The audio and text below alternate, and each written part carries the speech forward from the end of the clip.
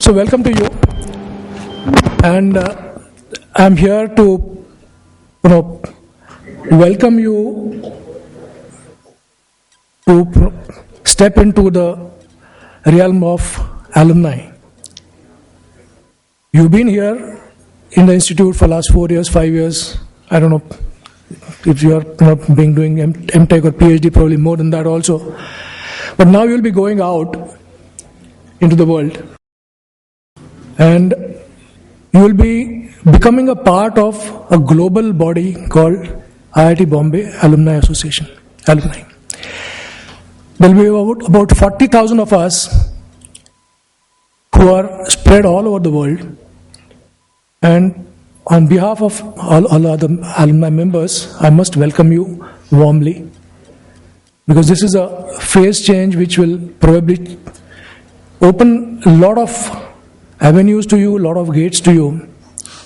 Because what you're doing right now is you'll be a brand ambassador for a brand called IIT Bombay. And believe me, this is a very, very big brand. I don't have the valuation figures of how big the brand is. But I can very well say that this is the best brand that India has produced. So all of you have that responsibility to ensure that this brand gets its due worth. You will have all your brethren, senior members who will be willing to assist you, willing to help you, willing to mentor you in whatever way you want, to help you settle down in life, settle down in your new vocations, and in general, ensure that you do keep in touch with the institute, which has been instrumental in shaping up your lives and careers.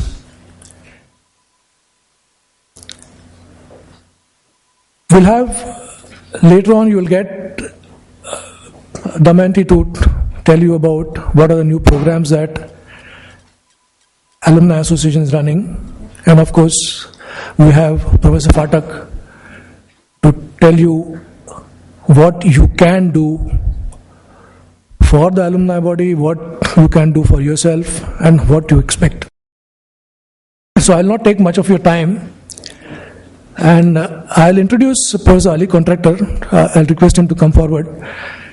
Professor Ali Contractor, as you know, has been the Dean of Alumni and Corporate Relations for the past 3 years.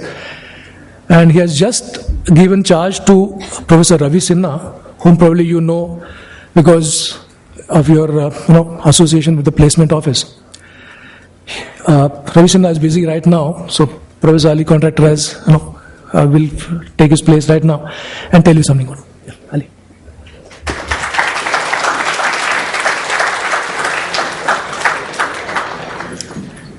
Good evening and welcome to this valedictory function. Of course, as Shirish said, I have been given an opportunity to speak because Ravi is not here. But in any case, I would have been here because I missed the valedictory function last time, and from the reports I heard of the enthusiastic reception that everyone gave. I also made a special request to Professor Phatak that please do it once more, and we will all make sure that we are there. In fact, I'm very grateful to Professor Phatak for making time to come and address all of you today, because the dates were fixed, and he had to rearrange his program to accommodate us. But it's always one can always bank on people like him to step in when required, and so you can bank on all alumni to step in whenever required. And I guess you should also be ready to step in whenever required, because you're soon going to be alumni. Well, I will not say passing out, because probably many of you have passed out many times in this institute. But today it's really, this time it's going to be for real. And I can tell you it's going to be nothing like the morning after you've had earlier, because the world outside is quite different from the cozy environment that we are used to. But as Shirish said, we carry this great chip on our shoulder, and to some extent it helps us overcome the initial, opens doors for us and things like that. So I, like all of you, I'm also waiting to hear Professor Phatak and also get a free t-shirt. I suppose I'll also get a free t-shirt, right? Yes, thank you. So shall we invite Professor Phatak to come up and address the graduating students.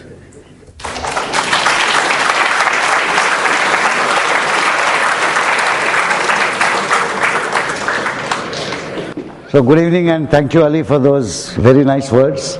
Actually, Professor Ali Contractor and I go back long time. Both were contemporaries, students here. And the moment he mentioned, of course, there is a free t-shirt, I recall that in 1971 I attended a similar function, primarily for the t-shirt.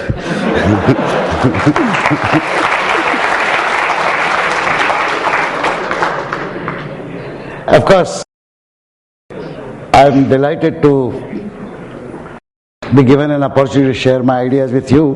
My problem is that I am almost like a gramophone record.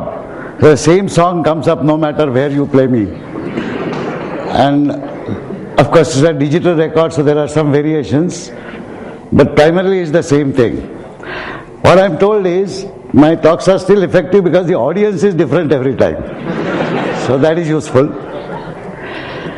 I am indeed going to talk about a few serious issues which I believe they are always at the back of your mind because you are also sensitive human beings like me and others.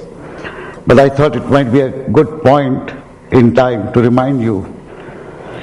So the title of this talk has nothing to do with you becoming from a student to an alumnus today.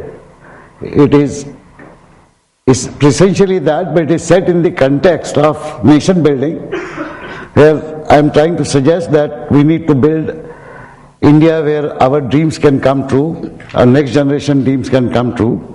And all this can be achieved through an exciting journey to your own professional careers, which you of course must make very, very successful.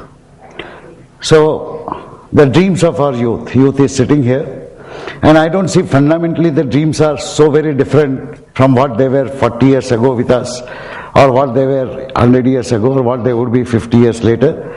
I have tried to capture them in few simple sentences. I would just like to share them with you to ensure that there is no mismatch. Everybody wants a degree and a good job. I think that's a reasonable assumption, expectation, dream. Good career path, yes. Becoming successful in life and leading a happy life. They are oxymorons. I have not come across anybody who wishes to lead an unhappy life by design. So it's obviously a natural dream. And if we wish to fulfill these dreams, the common sense dreams for all young people anywhere in the world, then the society in which they live, the nation in which they live, they would expect that nation to provide opportunities to do so. So how must our India be if you have to fulfill those dreams? First of all, a prosperous nation. It took quite some time for all of us to recognize that there is no merit in poverty. For about 40 years, the nation followed economic policies as Nani Palkhiwala said, the fundamental motto of that policy was to ensure that everybody is equally poor.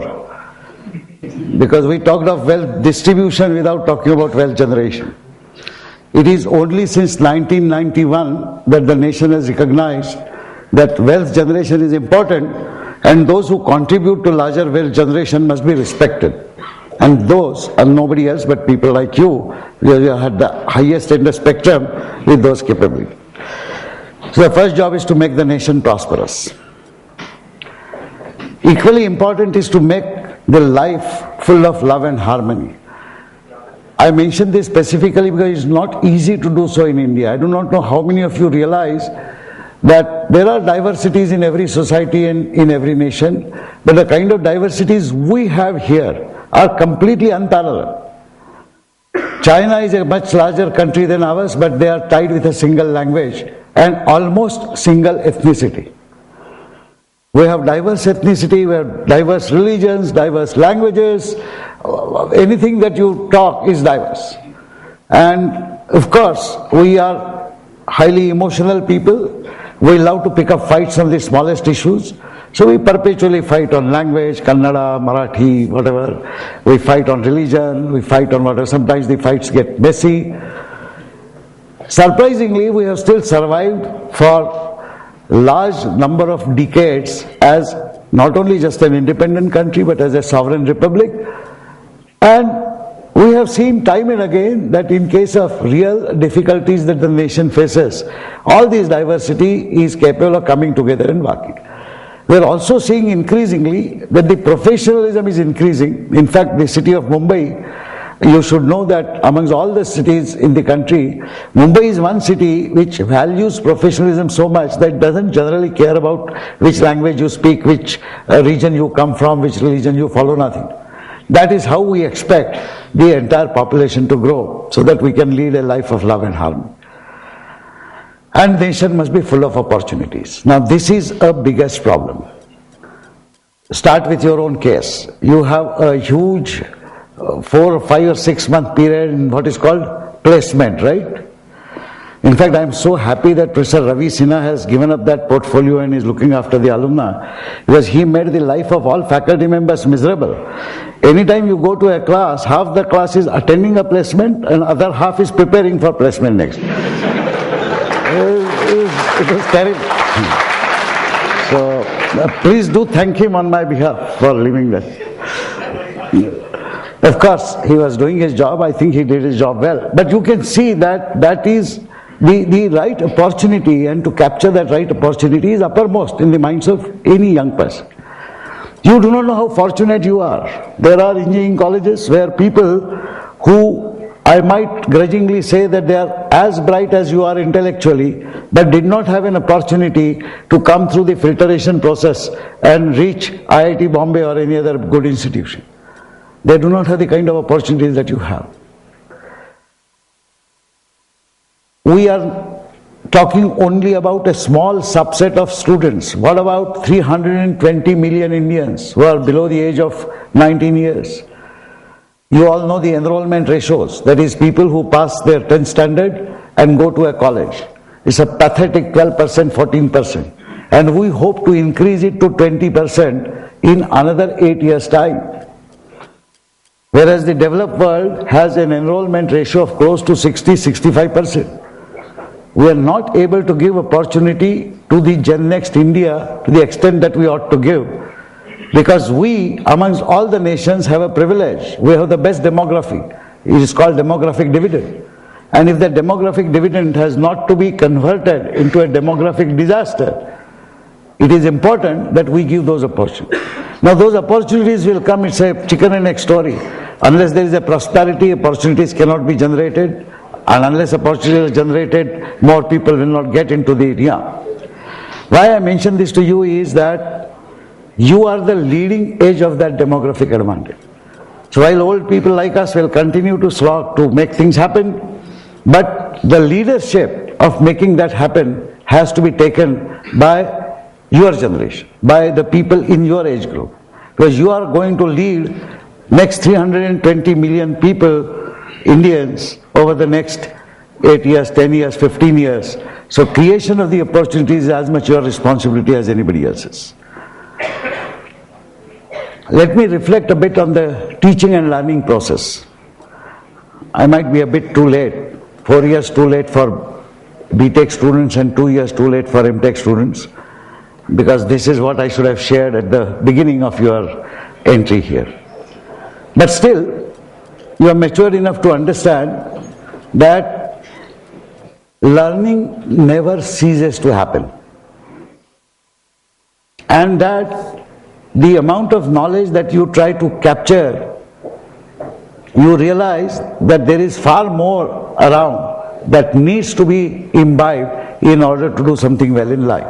It is in this context that teaching and learning ought to be understood as to how it is handled differently by human beings than in other species. So who teaches birds to build a nest? They hopefully learn it genetically. They might occasionally see their parents building a nest or siblings building a nest, but that is very little. Most of the knowledge comes genetically. Human knowledge grows much faster, and therefore it cannot be transferred genetically. Otherwise it would be nice, my son would be an expert Java programmer, my grandchild at the age of 2 years would be writing HTML or whatever. It doesn't happen that. It might happen after new discoveries and inventions that your generation does, but we do not. Right now it does not happen. So, we amongst all species recognize that if this knowledge has to be meaningfully passed on to the next generation, we need a special institution. So humans created an institution which is called a teacher. Traditionally, to support a teacher, we built support structures. In old times, these were called temples, mosques, churches, ashrams, if you like. Today, they are called colleges and universities. You do not realize it because you study in an institution where teachers are still regarded as institutions and the rest of the institute is regarded as a support structure. The kind of freedom, kind of autonomy a teacher has is enormous. But you go to practically any other college or school, you will find that the teacher is actually a paid employee and the college is called the institution. I hope you realize the subtle difference. The moment teacher ceases to be the institution, the behavior of the teacher will be completely different as a paid employee. Whereas the moment a teacher recognizes that he or she has an extraordinary responsibility chartered on his or her head by the humanity to do something special, the behavior of the teacher will be different. For those of you who are likely to become teachers, I would like you to remember this. You have to grow yourselves into an institution which has been given this remarkable responsibility by humanity to do something in the early formative ages of the young children. However, the learning doesn't stop there. And therefore a teacher is always needed. When we are very young, tiny tots is our parents and elders who are our teachers. Then we go to schools, so we get our regular teachers. Now you are passing out. If you assume by mistake that now you need not worry about teachers in your life, you are mistaken. You will need teachers, but these teachers will take a different form. There will be your senior colleagues who will be mentoring you. Do not forget that even when you were in the institute, apart from your regular teachers or faculty members, there would be several seniors in your hostels who would have helped you on different occasions, who would have provided some hand-holding or mentoring. So, friends, for example, would be your teachers. There is one difference that I find in your generation as compared to our times, 40 years ago. You all are better informed. You have tremendous exposure to facts of life and information. We did not have that. I mean, television was a rarity. Binaka Gitmala was the only entertainment at one time. And newspaper was the only connection with the rest of the world. But you are better informed. You are highly ambitious. Our ambitions were limited. Your ambitions have no bounds. Very good. Being ambitious and being well informed is very nice. You are also intensely competitive. I am not sure whether that is very nice. But that is part of life these days. So these are facts about it. I hope I am describing your generation reasonably accurately as compared to some past generation. Now if you look at these three things, better informed, highly ambitious, intensely competitive, who can stop you? There is absolutely no stopping you normally. But, and this is my worry, what could stop you according to me, amongst n number of things, the most important is your attitude. Your attitudes are shaped by different things. One is, of course, the built-in attitude of the characteristic that I imbibe from my heritage. The other is the attitude that I develop through the early interactions with humanity. But the third and the majority of the attitude formation happens when I spend something like 16 years in schooling and colleging. And that attitude is sadly set up by the rat race for marks. Knowingly or unknowingly, you have been participating in it ever since you understood what is teaching and learning all about. Every rat race creates a few winners, but it creates many losers. You here are the privileged winners. Go back and reflect. When you came to IIT Bombay, whether as a BTech student or an MTech student, you would have done extremely well in JEE or GATE, and that's why you're here. Now go back and reflect. In your high school, there would have been at least 10 students as good as you. You could succeed in cracking JEE, they did not. There would be similarly good students in your bachelor's degree before you came here for MTech. You succeeded, they did not. So you are the winners, they are the losers. Amongst you, there would be some who are greater winners because they got a branch and a IIT of their choice, whereas others went to some other branch, some other IIT. They are also winners, but also losers. Winners acquire overconfidence, right?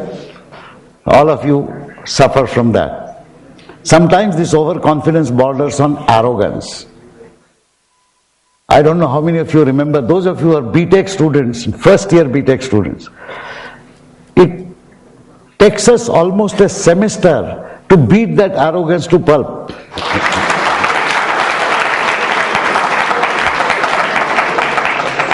There are, of course, a few helpful things. For example, all these winners, arrogant winners, as they come in, then they suddenly realize that around them are also all winners. And they come across some people who are more arrogant than them.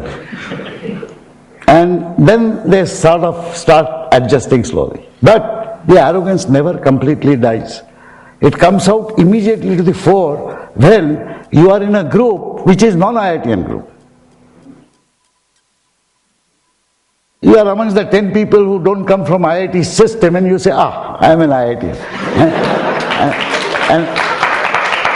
And that too, I am a Bombay IIT. So, great. I would sincerely suggest that if you still have some remnants of traces of arrogance left, please get rid of it as early as possible, because this is a sure shot contributor to great loss in your life. Sure shot. There is no doubt about it. Equally bad is the loser's attitude, which losers acquire diffidence. Maybe I am not good enough. I could not get computer science here, I had to go somewhere else. Oh, I could not get admission to engineering. I remember a friend of mine had gone to visit his home. I did not realize that the competitive exam results had just come out and 12th standard exam results had come out. And there was absolutely pin drop silence in that house, as if somebody has died recently and so on. And then the elder boy whom I had known, very nice, enthusiastic character, bubbling with activities always, was sitting quietly in some table. Kya hai, kaisa hai, kya hai? The father says, don't talk to him. He has got 55% marks. So I said, so? He says, abhi kya, uska cycle ka dukan kara do? He is completely useless. So losers acquire diffidence, and the immediate neighboring society contributes that diffidence. And when it contributes to that diffidence, the diffidence may sometimes grow into despondence. You would have heard of suicide cases and so on. And this is not unique at the major juncture in life. This can happen even during your life here. How many of your own, not necessarily friends, but people that you know, who because of some problem, they failed in 3 courses, and they didn't know how to face their parents, and they became so diffident and they became so despondent that they had a mental breakdown. Such cases happen here. They happen because of this problem that I am judging myself on the basis of the result of a rat race, and if that rat race I win, I get arrogant. If that rat race I lose, I get diffident and despondent. Professionals must have, according to me, the right attitude, which I call just the confident attitude. In fact, that confidence is something which I am sure you have acquired in IIT Bombay. I mean, that is something, you take an IIT and anywhere in the world, very confident. I had met a Canadian alumnus whose wife was complaining that this fellow keeps doing all kinds of things, keeps bumbling, keeps making mistakes. Then I asked her, but doesn't he make mistakes very confidently? And she grudgingly said, yes, he does. So that's the confidence level of an IIT. Although it would be nice if you did not make mistakes in the first place. See, to unleash your true potential, it is absolutely important that you have the right attitude. There are some cardinal principles that I have listed here. I did not talk of one important point which will sort of come out in some of the aspects that I have listed here. I did talk about teaching and learning, but I did not talk of research. Are there some research scholars who are passing out this year? No. So what is the idea of research that most of you have? I think many believe that just like you study a prescribed course of subjects and so on and get a BTech degree, or while doing your BTech you might do a research seminar or R&D project. MTech students have to do a 1 year long dissertation, so they think that is research. And PhD research scholars are assumed by most people to be studying towards a PhD degree where they do predominantly research. This separation of education and research, which sadly continues, and we have been unable to eradicate this separation. There is nothing like education as one thing and research as another. There are two sides of the same coin. PhD is not a degree alone, in my opinion. It's a mindset. It's a mindset which reflects ultimate preparation and disciplining of your mind, which enhances the breadth of your knowledge to understand broad spectrum of issues in a problem. It permits you to deep dive and analyze very carefully, very methodically into depths of a problem. It creates a phenomenal sense of curiosity in you to inquire this, that, the spirit of inquiry. It creates meticulousness, good experimentation. It creates a mindset which is able to articulate very properly. It creates perseverance, you don't give up. All of these things you learn even while doing your BTech and MTech. PhD is merely a culmination of that mindset. There are many such things. When you get that mindset, actually a guide says, okay, write your thesis and get your PhD. So PhD is merely the highest form of academic recognition of that mindset. But the mindset formation and further refinement does not stop there. It continues. And in fact, it should be there right from the first standard.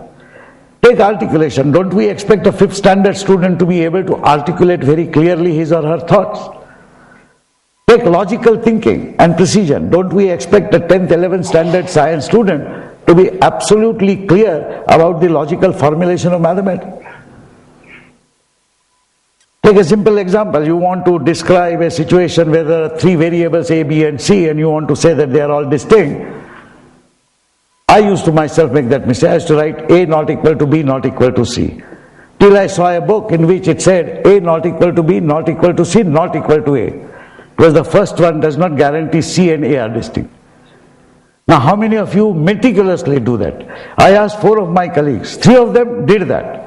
And the 4th one said, I just found it out from one of those 3. But this is rigor. And this rigor has to be part of the mindset.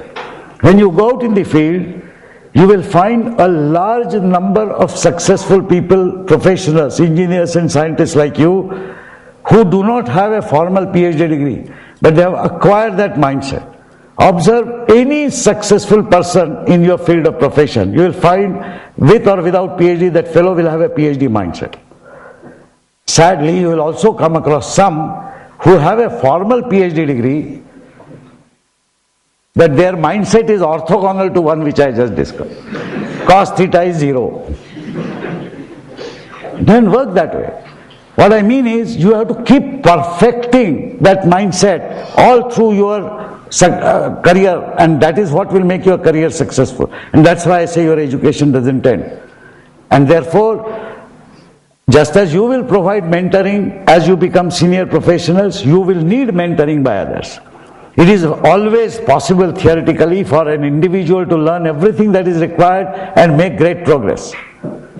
The best example that we give is our mythological Eklavya. He learned everything without any guru. I mean, he just had a guru's template kept there, that's all. But don't forget that in all 5,000 years this nation has, there has been only one Eklavya. All of us require somebody else, friends, mentors, whatever. It is on this professional journey of yours that I would like to suggest some cardinal principles. They are well known. Some of them perhaps are articulated for the first time as important. Maybe they are articulated differently, but I would like to share these with you. Acquire knowledge. That is absolutely essential about all domains. Now that is something which you have sadly not done when you were in the institute. You see, we have divided human knowledge into different silos. Engineering, science, commerce, arts, within engineering, civil engineering, computer science, electrical engineering, within electrical engineering, electronics, power, whatever. And how sadly it is inadequate is not realized till you go out in the real life. You will be solving real life problems. You would be familiar with many real life problems already, but you will face them now. Can you tell me a single real life problem which comes with a tag which says, I am an electrical engineering problem or I am a civil engineering problem? The real world problem says, I am a problem, solve me. Now, if that problem requires a lot of knowledge of computer science and you are a computer scientist, you will be able to solve a major part of that problem. Yet, you may require knowledge of some other domain to solve that problem completely. And that is why most major problems in the world are solved by teams which come from different disciplines. But additionally, the mindset of every individual must be open to learn from different domains. An opportunity which the institute attempts to give you through what we call electives from different departments. Now we have the major and minor. The idea is to spread your knowledge as much as possible. Sadly, all of you have not used that opportunity, but please do that because real life problems will require you to look at it. So destroy silos in your mind. Here are some examples. You would be familiar with firefly. You are familiar with the firefly. You have seen fireflies? Jugnu? Okay. Have you ever wondered how much of energy is required to produce the lumens that a firefly produces? And how much heat would be generated ordinarily? If you use your science and technology, the Jugnu will die every time it sparks off a certain lumens. It doesn't happen. Why? Because that's a completely different mechanism of bioluminescence. Nitrogen fixing. How many of you are familiar with nitrogen fixing? If you want to produce urea, let's say, or ammonia or whatever, all your chemical reactions will work at high temperatures and pressures. Yet all plant life automatically extracts nitrogen from the environment at normal temperatures and pressures. Have you ever wondered how does it do that? Coconut tree, what is so great about coconut tree except that the water in that coconut is very sweet and nice. Just look at a tall coconut tree and figure out how much of energy you will need to pump water from ground level inside that coconut. Coconut trees are not known to have ready-made pumps attached to them. Now, how many of you have tried to study, take human body, the ultimate in engineering, absolute ultimate in engineering. I mean, you take civil engineering, for example, architecture. Architecturally, human body is fundamentally a very beautiful design, except what my friend Professor Gupchup says, that God goofed up in designing the knee joints, because knee joints start paining as you grow old.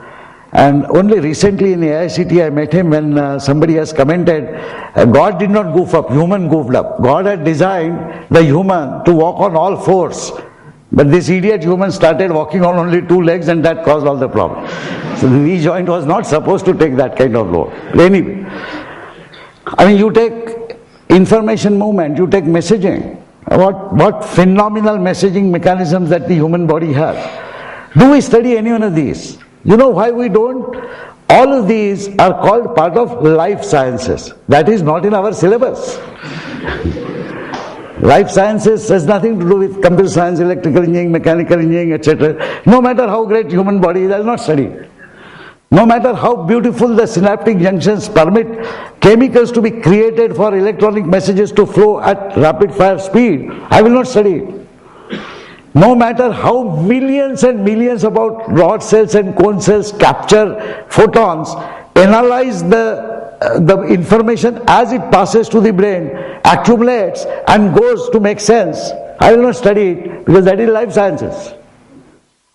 Now this is something I deliberately give this example because this is how real life is. And you will need to understand, you will need to appreciate issues in all domains other than your own domain. Of course, in your own domain, this specialization will be required. So break all silos and take help of as many other friends from other disciplines as is possible and as is required to solve any problem. That is the first step in your faster progress in your professional development. Master the skills. Each profession that you take will have its own skills, and you will have to be absolute master of those skills. There is no shortcut on understanding the methods and techniques. For that, fortunately, you are well geared because you have learned some systematic approach through lab work or whatever. Articulation. And I am afraid to say that not all of you have acquired the same skills in articulation that you ought to have acquired. I've been often told that I can't write correct English or I can't speak correct English because English is not my native tongue. That is nonsense. Because any one of you who says so, go back and write in your own mother tongue. And I can challenge you that you will make as many mistakes as you will make in writing English. And that is because you have not disciplined yourself to articulate yourself correctly. It's not the language, it's the lack of discipline in your mind. I would humbly submit that if you are still short on this count, please do something special and please make sure that you acquire absolute superfine excellence in articulation, both written and verbal. You have to be meticulous. There is no shortcut of handling all kinds of little things. So some say devil is in the details. But I say you be God of all little things. One small thing you miss out in a major project that you are doing and the entire edifice may come crumbling down. Fortunately again, most of you have learned these things not necessarily through academics but through organizing PAFs, organizing Mood Indigo, organizing hostel festivals. There are n number of things that need to be done. A team forms, a leadership forms, and automatically work gets distributed. And everybody understands firsthand that if I goof up, then there could be a lot of problems. So every small thing is taken care of. Please keep learning more about how to take care of all little things. Work hard. That is, I'll just say that people much cleverer than all of us have been trying for centuries to find out an alternative to hard work. Much cleverer than all of us. So far, none is reported to have succeeded. Except, if I'm a Pushtani rich man, some Nawab of Hyderabad was my great grandfather or something, so I have some 10,000 crore rupees and I don't need to work at all, and I am not ambitious to achieve anything in life, then I don't need to work hard. But that's a useless life. I don't think any one of you has that kind of life in mind. So work hard to solve harder problems. This solving hard problems is something which IIT system attempts to teach you. This does not happen in other university systems. You must have had exams of all kinds. Somewhere you would have had open book exams. Somewhere you would have had whatever. I had my first exam here was an open book exam with an open time exam. 2 o'clock onwards was the paper. So when I went to that exam and I carried 6 books because I thought open book means it will be fun. And Professor Isaac's course, I was trying to read this book, that book, and whenever I start writing something, there were about 30 students in that elective instrumentation control computer. There will be a huge slap on my back. Isaac used to specialize in slapping you on the back. If anybody has seen Isaac and his hand, I mean, it's not worth experiencing that. So I went through multiple slaps that evening. So he will slap and say, "Not that idiot, read that book." And I gave that answer paper back at about 6:30, and I was not the last person out. There was still one more joker sitting there. But we learned in those 3-4 hours far more than anything else that we could have. Now this is the beauty that can happen here. Sometimes, of course, things are taken to extreme. I hope you did not have an occasion to witness something that happened, I think, in 74 or 75. I was a young teacher, and a friend of mine, I and he both were students. He was a BTech first year student when I was an MTech student. He was in my chess team when I was the coach of the chess team. One day he came with a terminal exam paper in his hand. The paper was electrical fields and the teacher was late, Professor K.C. Mukherjee. And he says, "Phatak, how do you solve this problem number 3 or something?" It was about electrical fields. I read that question, immediately understood that I can't solve the problem, and promptly returned the paper saying, "I am a computer science professor." He said, "No, your basic degree is electrical engineering." So then I admitted I can't solve it. So he says, "I even went to Avinash Aute, I went to so many people, nobody can solve it. How is it possible?" So we decided, now that I was a teacher, I said, "Let's go and ask the great Professor Mukherjee." We went there. And the moment he saw us dangling that paper in hand, he started smiling. And then, "So Phatak, question 3, huh?" So we both sheepishly said yes. And we waited. He didn't say anything.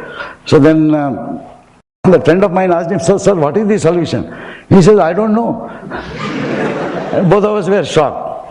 So I said, "Well," then he turned to me and says, "Phatak, this is part of an unsolved research problem which people have been trying for 10 years. Now this batch is so smart, I thought somebody will solve it." You hear that?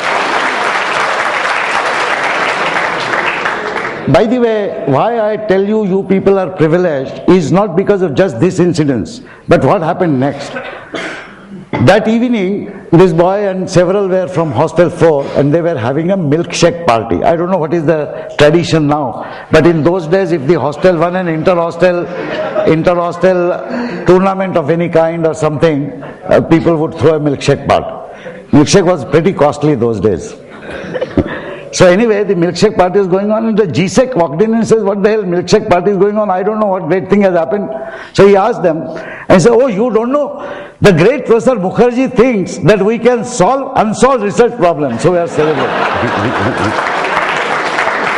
Now, this is the ethos of this place. This you do not find. The place where I did my Bachelor of Engineering in Indore, good college, but when there was a question which was not as per the prescribed textbook, there was a morcha on the principal of the college. Syllabus ka bahar ka sawal pucha.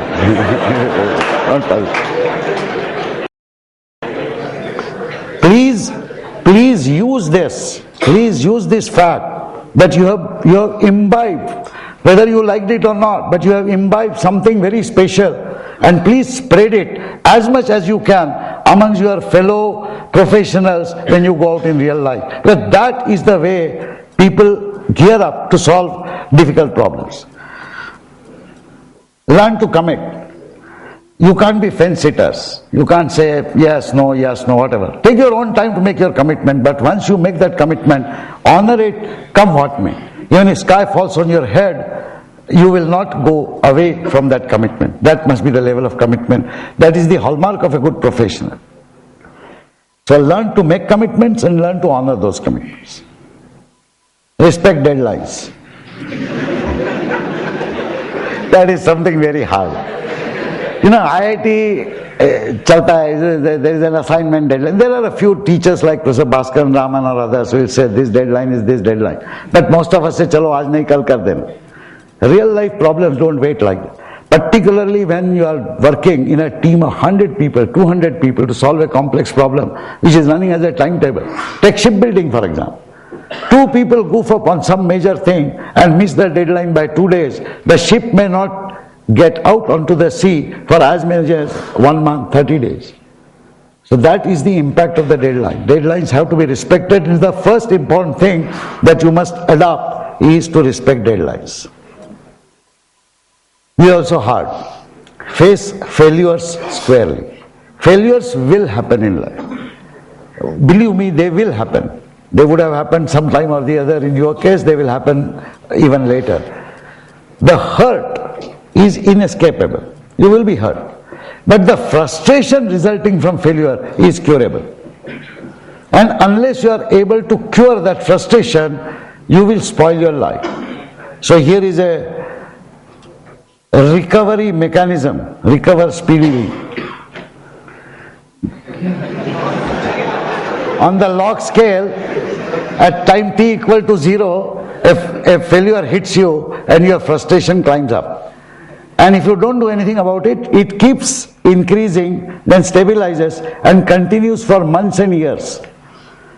And because of that frustration lurking behind your back somewhere in your mind, your activities of day-to-day life will get affected even without you realizing. There are better things to do in life than just sulking, you know. So on the logarithmic scale, I usually give myself 24 hours. I usually say, Phatak, sleep over it. Next day morning when you get up, nice beautiful sun, forget the past and go ahead. If you cannot get rid of that frustration in one day, and let's say you take 3 days, you have lost 2 golden days of your life. The more you get frustrated, the more so the recovery curve should be. How many of you have done a control system course? So you know the impulse response of a stable single order system. 1 minus e to the power minus 80 kind of thing. So you get an impulse and you bring it down. And this duration, the larger the exponent, the faster the recovery.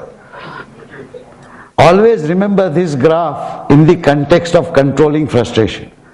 You do not let this kind of control recovery happen in your life.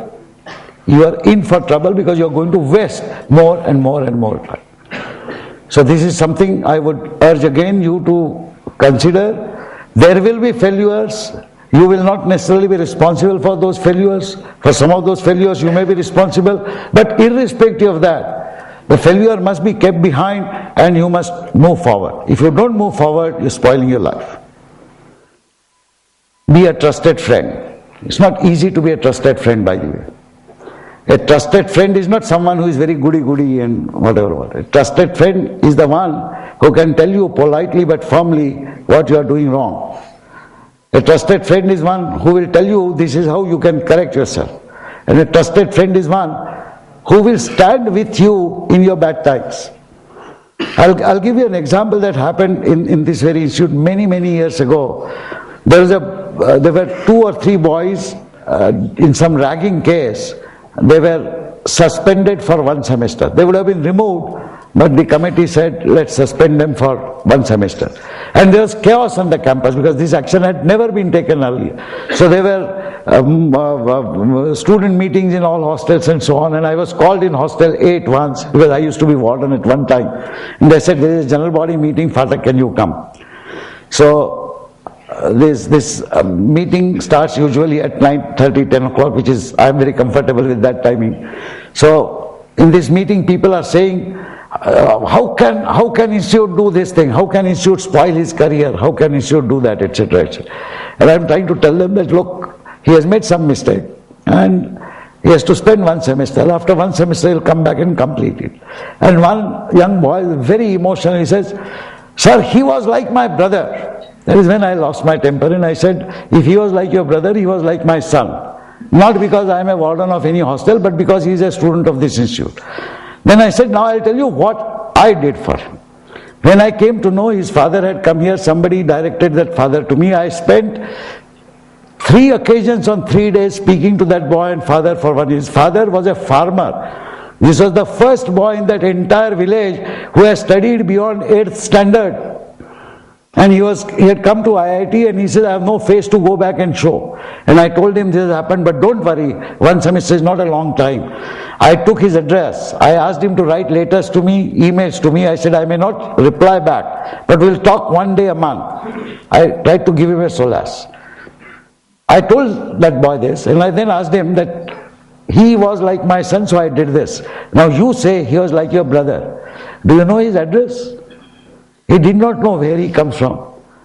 He had never met him even once after he was suspended.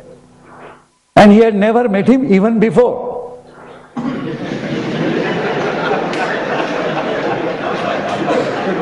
But in a debate he says he was like my brother. It takes a lot of guts and a lot of hard work to be a brother, to be a friend. It's not easy. And I would strongly suggest that try developing that trusted friendship. I have seen such friendships developing here.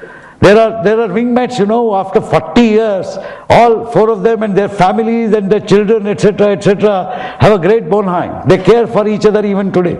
Such is the friendship. Understand that. When you go out in the profession, you will find that such friendships will be very, very useful to you in your career. Build them and sustain them through your side at least. Be a good leader. People say leaders are born. I do not know that. Maybe yes, maybe no. But I would submit that anybody of a good caliber can learn some fundamental aspects of leadership.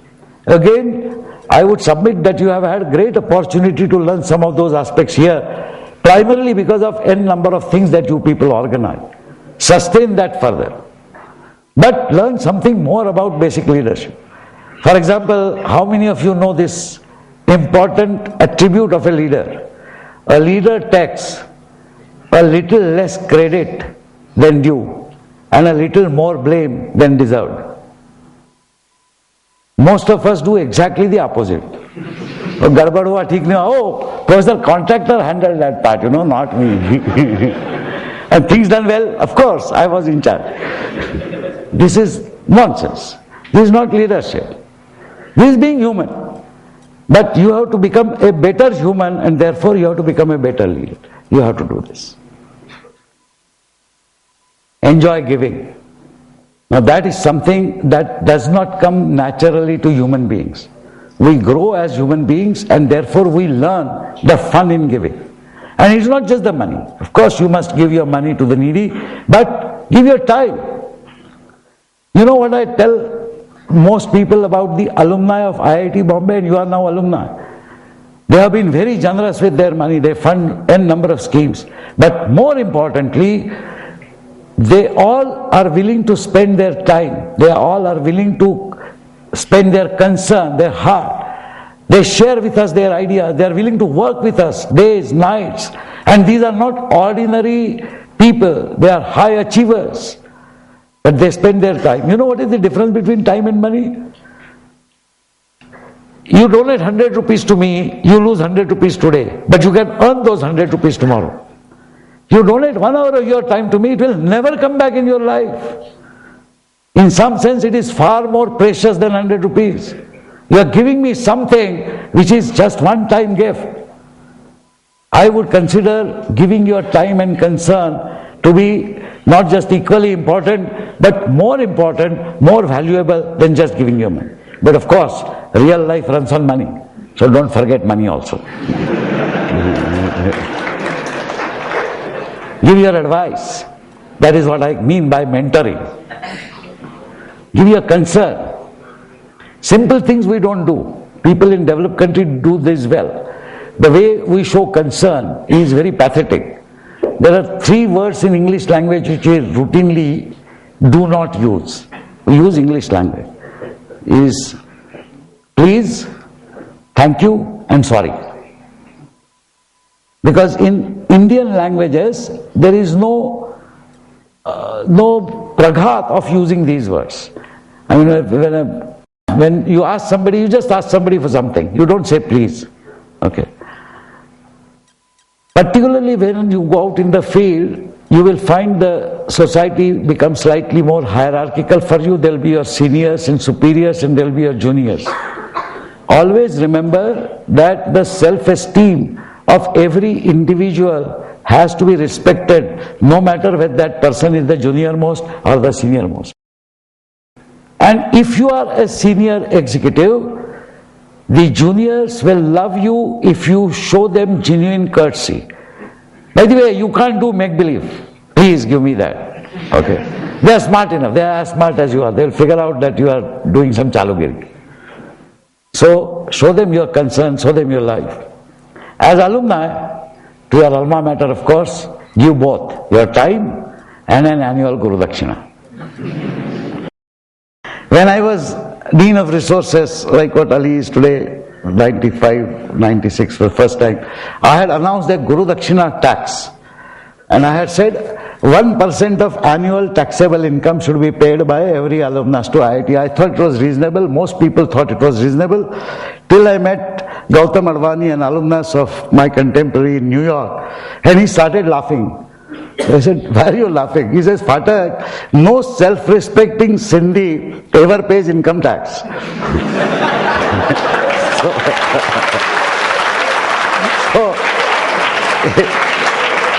If you want 1% of the taxable income, I will give you a 0 rupee check every year. But if you want real money, say 0.5% of total income, then you will get a lot of money. So I modified that Guru Dakshina tax rule. I don't know what Ali prescribes. Maybe because of the inflation, the percentage might have increased or decreased 1%. But I would say somewhere between 0.5 to 1% of your annual income, because you would be very quickly moving to the tax-paying bracket of 20%, 30%, 35%. And there is absolutely no reason why you cannot regularly donate to your alma mater 0.5%. And believe me, it does make a difference. Students like you who have become alumni started a fancy thing many years ago, I think batch of 80, 82, 83, I don't know. They started giving sign-up bonus for faculty. Nobody joins a faculty position in academia for money. But they join a particular institute by checking whether that institute makes some difference. All IITs are equal, but IIT Bombay was willing to offer a 3 lakh rupees sign-up bonus for every new faculty member who joins. This money did not come from government. This money came from alumni. These are small things, but they are important things. And you can think of different schemes so that 25 years later, 30 years later, 10 years later when you come, you should feel proud that yes, I have also done some contribution to my alma mater. Emulate what is good. Generally we talk of role models, big names. I submit that it is not essential to look at what Mahatma Gandhi did and what Muhammad Paigambar did or what Gautam Buddha did or what Anna Hazare is doing. Some people don't like him, but whatever. What I am suggesting is that good exists amongst us, so does bad. So here is a Phatak's hypothesis. The Phatak's hypothesis says, randomly sample 10 people around you. It could be 10 students from your class or the institute, or when you join a company, 10 of your colleagues. Now observe those 10 people and their individual characteristics and make 2 lists. The first list contains all the good attributes of that person that you find worth emulating. So each person you take, this guy is generous, sensitive to others, etc. In the other list, you write all those attributes of the same 10 people which are avoidable. Gets angry, short-tempered, discourteous, whatever. You prepare these 2 lists. My humble submission is that you take any 10 people and prepare these 2 lists. The first list will tell you about a remarkable human being whom you would like to emulate. You don't need to go anywhere else from the same 10 people. What to learn from whom is your decision. The problem with human mind is that whenever I want to consider myself to be superior to those 10, I will compare my good points with only the weak points of all those 10 and say, how great I am. But I will never consider my weak points against their strong points and saying, oh, I must learn this from him, I must learn from this from him. By the way, I initiated this hypothesis for the first time when I was a young teacher and I wanted to become a great teacher and I wanted to learn from great teachers. And I said, I don't have to go far. So I found out teachers who had speciality in something. Somebody had a great sense of timing. 8:30 class, he will start his mathematics, some theorem, and exactly at 9:25 there will be QED without any artificial control of time. I sat in that class for 3 lectures to understand how that teacher handles this. I sat in 10 different people's classes to understand how best they utilize each of their own facets. It helped me a lot. It helped me to become a better teacher. So learn from those people from whom you can learn something good always. There is no human interaction. We should not teach you something nice. No human interaction. Now I come to the 0th point. Reset your attitude. You remember I started talking about the attitude? Attitude set up by the rat race.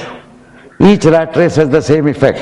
Whether the rat race is for marks or now it will be for wealth, it will be for recognition, it will be for fame, because you are all used to rat race. So don't forget that every rat race produces some winner rats and many loser rats, but only rats.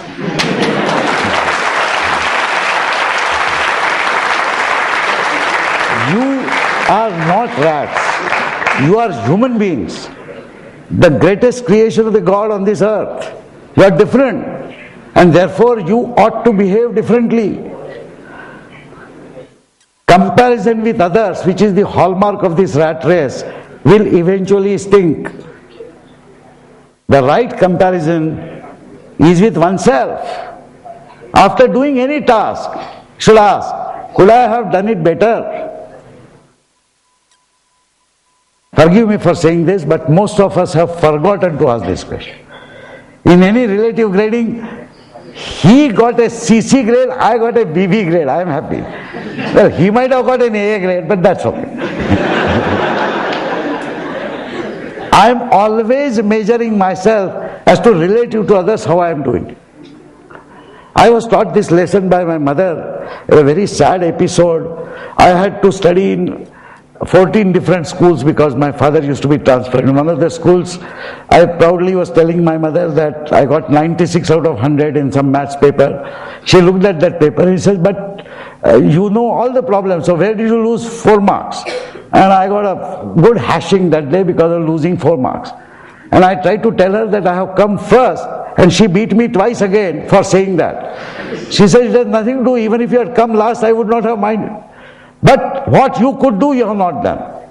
That is what taught me to re-examine any action that I take. Could I have done it better?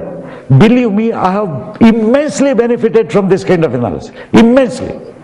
But most of us have stopped doing this kind of analysis. And I think we should learn to do this analysis, because this is the only question which makes sense. By the way, any time you ask this question, you will find that the answer is yes.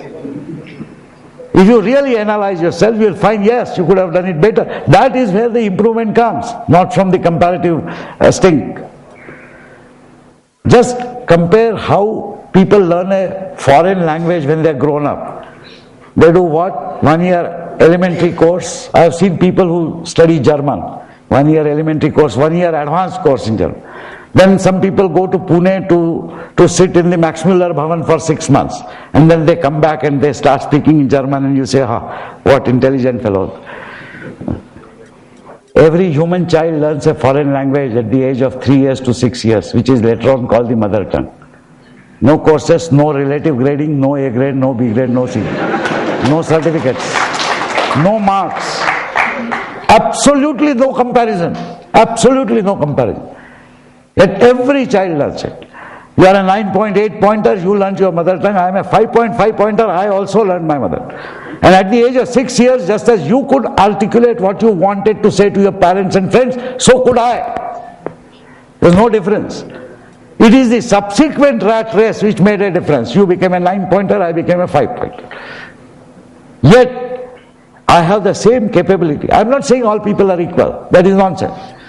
There are people who have differences in their intellectual capability. But what I am saying is, a reasonably complex and difficult task can be done successfully by every human being, provided the human being applies himself or herself to it. What is it that a child has, which we seem to be missing? The child's attitude, according to me, consists of 4 very, very important parameters. Curiosity. You agree? You would have seen several children. All children are curious about everything. Boldness. They will ask any question to anyone. Sometimes embarrassing question. But wo chota baba bolta hai, you leave him. Perseverance. Have you ever seen a child giving up on something that the child decides to do, particularly if it is something naughty? Never. Suppose a child wants to throw this is a glass bottle, imagine, wants to throw. All children like to break things. What will the child will do? Come here, try to climb up, it will fall down. Second time it will try, again fall down, it will cry. Third time it will try, mother catches the child. Mother says, you stand in that corner. The child will stand in that corner for 5 minutes crying. After crying it will stop, again look here and there, again come back. It will not give up. Finally it will find this chair, stand up on this chair, climb up on this desk, throw this bottle, and when it breaks, it will dance with joy. When did you last dance with such joy? I am not suggesting you climb up on tables and throw bottles. But I am suggesting rediscover the ability of the child not to give up any time for anything. This giving up is causing a whole lot of problems. When you prepare for JEE or GATE, you give up 50% of the syllabus, saying itna chalega. Initially, when you are studying first, second, third standard, you may be solving all problems, including the tough problems. But when you grow up, you say, question number 5, 7, 11, 22, important questions. Baki chhod. That does not prepare you for the examination, the like of which late Professor K.C. Mukherjee used to say. That is the real world problem that you have to solve. So, learn from the child, rediscover the child in you. However, a child does not have humility, does not have ethics. Child is not humble. Hey, this is mine. Hey, possessive. Okay. And ethics, of course, what is ethics? I mean, breaking a water bottle is not very ethical. The child enjoys doing it. Ethics and humility are traits which actually are human societal traits. They have grown as the human society has developed, they have grown as the culture has developed. And that is why a large part of the learning is expected to grow that trait. And this trait is not necessarily done in schools and colleges, it's done at home. What we call in Hindi as sanskar is nothing but the parents behave and their behavior we ape and we learn that is the right way of behaving. That is where we say, speak the truth. Okay? Be religious. Anywhere. I mean, I don't know how many of you are familiar with the Taittiriya Upanishad. Anybody has studied Upanishad? Taittiriya Upanishad has a part which is almost like the convocation of the modern time. When the student passes out from the Guru's home and goes away, the Guru gives him the final thoughts. Satyam vada dharmam chara. A very important statement that Guru makes, apart from telling him how he should behave. He says, take everything that is copyable and useful from me. But if I have done something which is not correct, don't take it from me.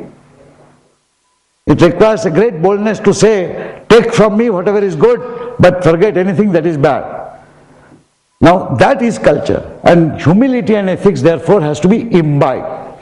There are occasions when you will compromise with ethics. Deadline of submission of an assignment tomorrow. I can't crack this problem. Nobody is seeing here and there. Hey, tera assignment de de. This temptation. It doesn't help except that if you escape the attention of anyone, you may get some marks. And that is because the rat race for marks makes you forget what terrible consequences you are going to face because of that. That is, you have not exercised your mind to try that problem, and therefore somewhere some learning is inadequate for you. So the zeroth principle of Phatak: rediscover the child in you and build a great human. There is some contradiction here, but you must be able to achieve both. Do not forget the child, because that is what gives you passion, that is what gives you curiosity, that's what gives you boldness, that is what gives you perseverance. And do not forget ethics and humility, because that is what makes a great human out of you. Excitement and passion, humility and ethics, and vision and values should be the guiding factors in your professional career.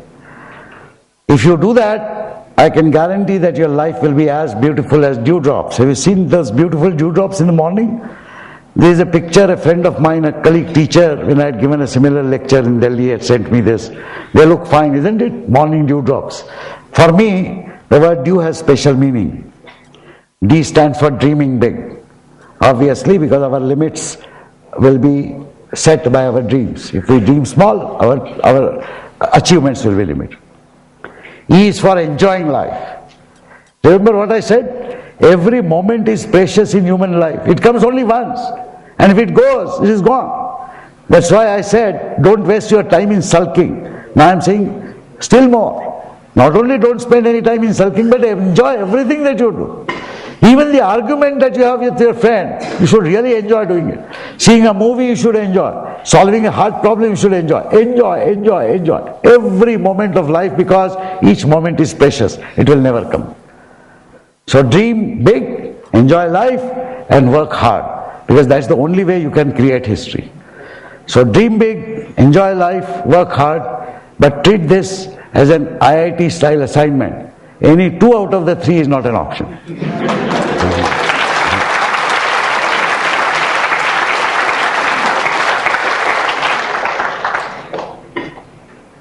If you do that, then you will find that the leading edge of the demographic advantage is waiting for you.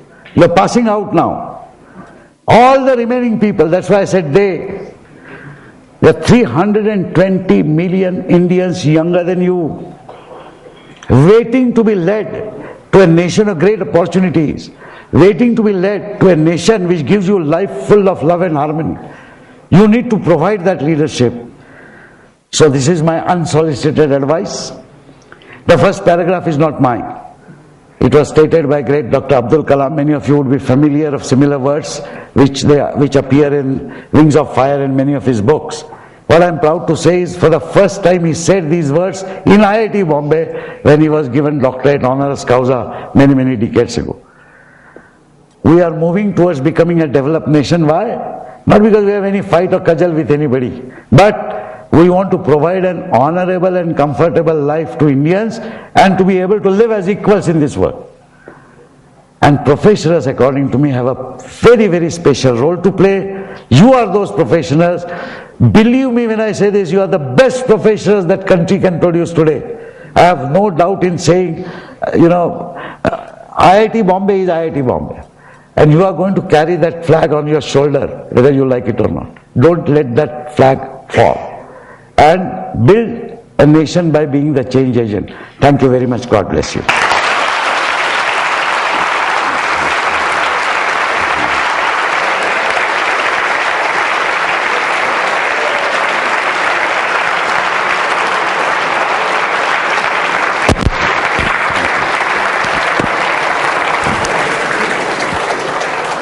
Thank you very much, Professor Phatak. That was wonderful.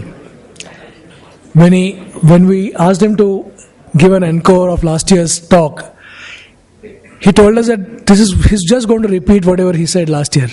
But no, I think he has added on to it, he has modified it, and I think he's given a lot more value.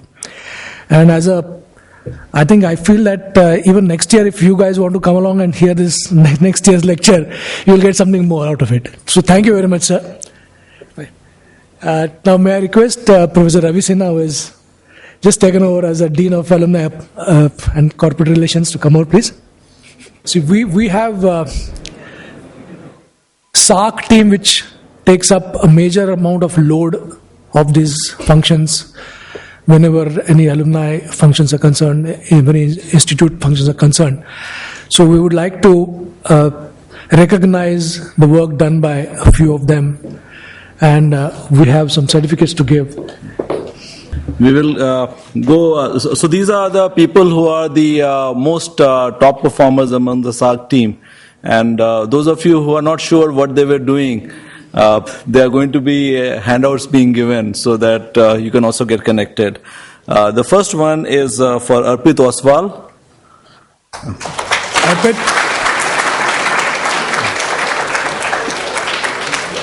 So while he is coming, let me read out the certificate. It says that the Indian Institute of Technology Bombay presents Certificate of Recognition to Arpit Oswal in recognition of his impeccable leadership and unprecedented contribution to the alumni affairs of IIT Bombay as Institute Secretary of Alumni Affairs IIT Bombay for 2010-11 and also as overall coordinator for Student Alumni Relationship Cell of 2010-11.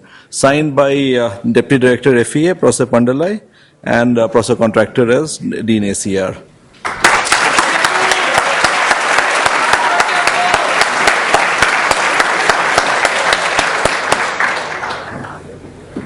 Next is for Piyush Nagle.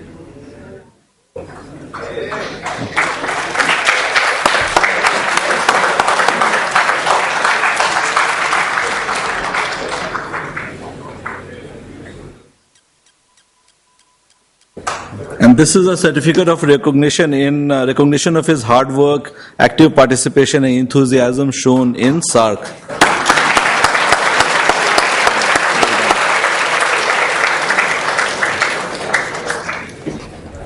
Next is for Swarup Vajrapu. Next is for Pooja Nagle.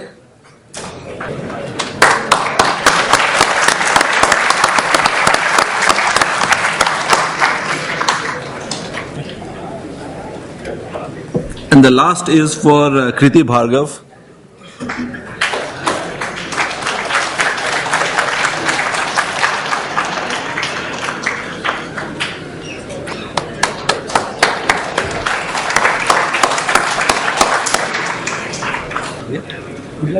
Ravi, would like to say a couple of words? Actually, I think it would be a very bad idea to say anything after Professor Phatak has said something. All that I want to say is that just like some of you, I was also a lucky person that he was my teacher. That's all I can say.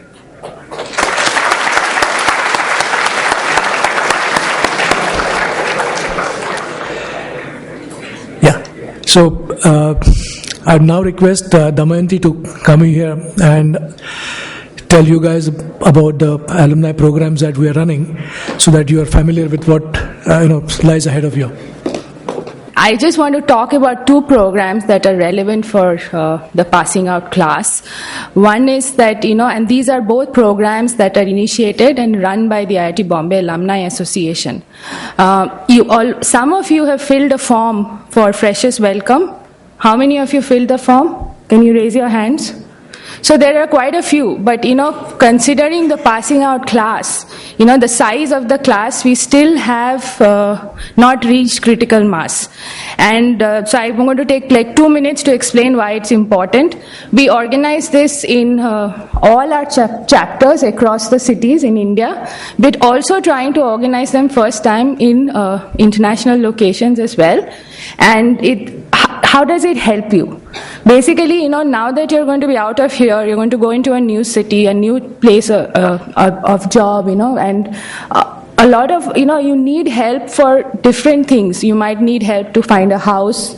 You might need help, all kinds of things. And what we try to do is to connect you to the alumni network, so that we'll soon form a Facebook group where you can post your queries. Everybody who's already filled up the form will automatically become a part of that Facebook group. So you can post your query. Somebody from that city who's an alumni will help you out.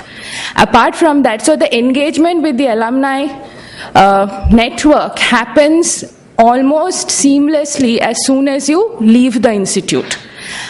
Which is, you probably don't realize that, but it's a very valuable asset to have. And how it culminates is after your convocation, when you finally, you've joined your job or whatever, we also try to find mentors. Professor Phatak mentioned seniors in your company who can act as mentors. We try to find alumni mentors in the company that you've joined who can help you out, and we hold a party, a freshers welcome in the city that you're in, and we try to invite some of the senior alumni from your company, and that is a major asset to have. So if you filled it up, good. If you know of friends who haven't, please tell them to fill up the form, because we can only, for us it's a lot of hard work, and we can only start working on the data as it comes to us. And if it's too late down the line, then you can imagine the number of companies that we will have to find alumni in. So please help us out and try to pass the word around to as many people as you can so that they can fill up the form. Today also you sent a reminder. You've got an email in student notices which has the link. The second thing, so this is what we can do for you. The other thing is also connected to Professor Phatak said, is that what you can do for your alma mater. I've had students who've been coming into the alumni office, and they seem to have a lot of, concerns about this, fundraising program that Alumni Association runs, which is called Give One for IIT Bombay. And, so students have been asking me, what is this Give One about? 1%, to bahut hai, ma'am, itna kaise de sakte hain? So, I want to sort of explain to you, A, 1% is not a lot. B, it depends, it's not, when we run the program, I've been telling students that, it's not how much you donate, but you should donate. So you define what your 1% is, but you must donate. This is a program, the money goes to IIT Bombay. We do not ask you to, nobody is going to run after you like Shylock saying, pay up, pay up, pay up, So, you're making a commitment to support your alma mater. When you do it, is up to you. So it can, we don't contact you at all for the first year. After the first year, we start sending you gentle reminders. You have complete freedom to ignore us. But, I hope that, you won't ignore us for too long, having said that. So please do fill up the pledge form. It's a good idea. And most importantly, these are programs. You can find out more about, some students ask me, what are the programs? बहुत सारी चीज़ों के लिए इंस्टी के पास बहुत पैसे हैं, तो हम, क्यों दे पैसे? जो programs, you choose what program. So after a year, when we ask you to donate, you'll be given an option. So you could choose to support students, you could choose to support hostels, you could, so you ultimately choose what cause you're going to support. And more importantly, you also choose, sometimes, for example, you could also choose, to start something, that your batch could choose to start something.